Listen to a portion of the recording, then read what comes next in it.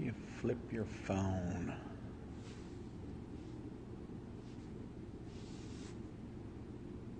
There you go. Hey. See if anybody's awake out there. May not be. I never know.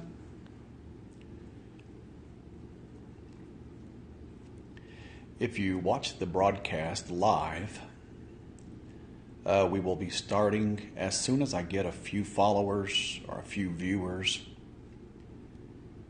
There's one. Hello, Ziggy. Hello, Ziggy. If you watch the broadcast live, we will be starting as soon as we hit 10 viewers. But if you're viewing this after it's broadcast from the recorded venue, then let me give you an introduction to myself. My name is Dan.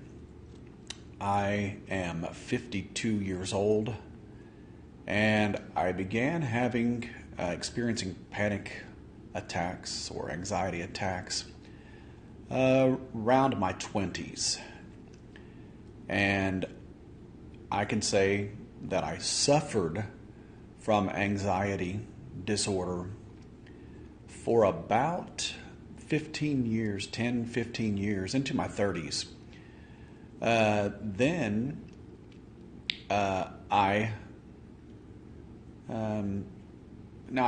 did have some medications. These are old medications that maybe they don't even use today because I've been out of the mental health system for so long. I've been out of the mental health system since like age 35. Now I'm 52. But when I was taking those psychotropic treatment medications, I took Paxil. It's sort of like a Prozac type of a anxiety control prescription, but I took Paxil is what I took. And but that really was, and it's never, just to let you know, the psychotropic drugs are never the cure and never the answer to whatever disorder you may be suffering with. I had to self-analyze and really self-teach myself how to control the overwhelming anxiety that would wash over me when I experienced an anxiety attack. Here at 52 years old, I can proudly announce that I have the secrets. I can say I have the secrets for me. Let's say that much. I have the secrets for me. When I have an anxiety attack, and I still do. Matter of fact, I had one this past week. But do you know how long I suffered with that anxiety attack? About 15 minutes. And then I went on and had a great day. So, and I like to put it like this. This is how you might have seen the video that I was, that same day when I had the panic attack. I'm a sign language interpreter, so I expressed some interest in sharing that story with the sign language using community. So that's why I did that presentation in sign language instead of verbally like I am now.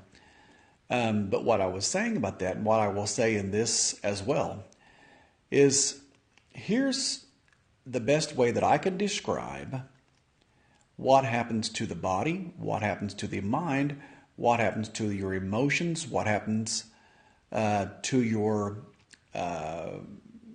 biologically as well. The best way that I can describe what it feels like to have a panic attack or anxiety attack is imagine being at a carnival or at a like Six Flags type thing, and inevitably they're going to have a huge Ferris wheel. Imagine yourself in the Ferris wheel and you're just starting out. It usually happens when you just hop onto the Ferris wheel. It goes around and you think, I'm all right. And about here you start feeling that quiver in your tummy. And then inevitably it gets up to its very peak. For me, and I'm telling you, every time, there's not been one time that this did not happen. Every time I get stuck at the top and it stops. So there I am, dangling, and it's always dangling. For some reason, every Ferris wheel I've ever been on dangles at the very peak. If you're scared of heights, like myself, I have what I have coined the term. Here is a psychological disorder for you, and it's a new phobia. I don't think I've ever heard of it mentioned anywhere, but I've coined this term. Gondola phobia. When you're up there at that peak, you're sitting, the part of the Ferris wheel that you sit in is called a gondola. So when you're dangling and the anticipatory anxiety that builds up, if you're like myself, probably starts when you decide to go on that ride. It doesn't, for me anymore, it doesn't start like if I'm riding the other rides that I'm belted in. If I was belted in a gondola, I wouldn't be scared. But up there, you're not belted in. It's open. And you have only the bar in the middle to hold on to. So I can induce a gondola phobia panic attack, a full-blown anxiety attack, anytime that I go on a Ferris wheel. And here's what happens. Biologically, your heart rate goes up, your fear, adrenaline starts rushing through your body, tingling starts, you start sweating, and even more than that, you start experiencing fear. And on the gondola, for me, the fear is that I'm not going to be able to control myself or have myself restrained by a seatbelt enough for me not to be tempted to jump out of this thing. I don't know why. I've had that. It's as an odd temptation that I've had this. It's like a fixation on. I'm gonna. What would it be like to jump out of this thing? Now, that's a very irrational thought that started already because of the mind's fight and flight, the adrenaline already flowing in my bloodstream, the physiological brain activity that takes place, and the psychological brain activity that takes place in your brain and in your mind, makes me not think rationally. And that's a point I want to bring up about anxiety disorder. Never once have I, without thinking about it, never once have I let the anxiety attack that comes on, when I've let it take completely over with no resistance, never once have I lived in a rational time. Period. Like if the anxiety attack lasted for a couple of days, or a day, or a few hours, or 15 minutes. If I didn't take control of it, I was not living in a rational world with rational thoughts during that time period. But let me tell you this is hope for all. When I did start taking control of it, it took a while, and I had to teach me how it works for me. Don't know really 100% that I can teach you how to take care of handling an anxiety attack or a panic attack for you. But for me, I have to always address a few fears that I have when one of these, because you always think the worst. I always think the worst. Bottom line, I think this is it. This is the end. This is how I go. This is how I die. I'm going to die today, here in the next half an hour, or however long it takes. It's inevitable. Doom. I'm going to die. Whether it's, and if you've got a religious background like I do, whether it's casting judgment on yourself, oh, here's where it ends. Finally, God's caught up with me with anything that I've ever done wrong. Now, death is the penalty. And I'm honest, that's my thread of thought before I start taking control of it. Here's how I take control of it. I follow a few steps. The first step that I have to follow is realize that I am starting to have an anxiety attack. Number 2,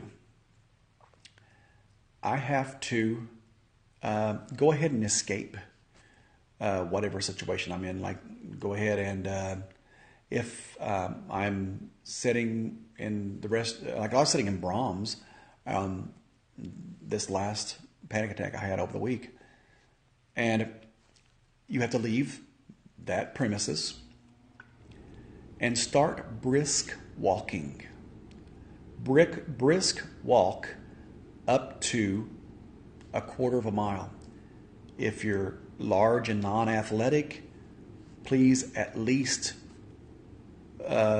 leave the facility and don't go directly to your car.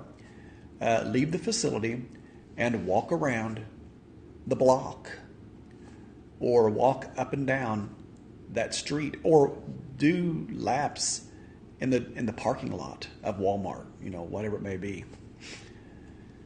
Okay, so this right here already gives your body chemistry a way to use that adrenaline that is starting to work together with everything else in your anatomy to make you start thinking irrationally and not have controlling thoughts. Okay, so recognize what it is. Escape and go for a brisk walk.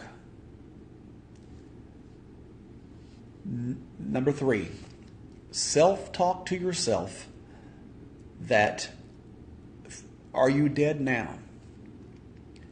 Have you ever had an anxiety attack before? Yes. I would say I've had hundreds. I'm not even kidding. Over my lifespan, hundreds of anxiety attacks. Guess how many have killed me? None.